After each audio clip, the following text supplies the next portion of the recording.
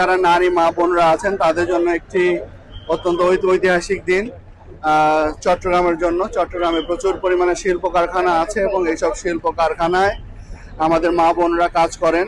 আমরা তাদের যাত্রা, বাংলাদেশ সরকার তাদের যাত্রা নিরাপদ এবং স্বাচ্ছন্দ্য করতে এবং বিশেষ করে তারা যেন স্বাচ্ছন্দ্যে তাদের কর্মক্ষেত্রে যেতে পারেন এবং তারা সুন্দরভাবে তারা আবার বাড়িতে ফেরত যেতে পারেন, এই নিরাপত্তা নিশ্চিত করার জন্য সরকার এই নারীদের জন্য নারী ড্রাইভার দিয়ে, নারী কন্ডাক্টর দিয়ে একটি বাস সার্ভিস চালু আজকে উদ্বোধন করলাম এখানে, যেটি ঢাকা শহরে এবং ঢাকার বাইরে বগুড়া এবং চট্টগ্রামে হলো।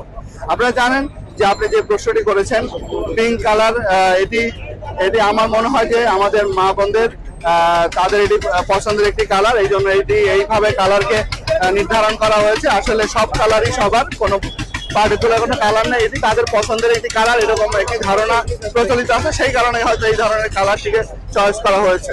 আচ্ছা, এই বাসগুলো কন্টিনিউ হবে কিনা একটু যদি বলেন। অবশ্যই কন্টিনিউ হবে। আমরা আপনাদের মাধ্যমে প্রত্যাশা করব আপনারাও আমাদের মা বোনদেরকে এই বিষয়ে উৎসাহিত করবেন যে আপনিও নিশ্চয়ই চান আপনার বোনটি স্বাচ্ছন্দ্যে সুন্দরভাবে তার কর্মক্ষেত্রে যাবে এবং ফেরত আসবে।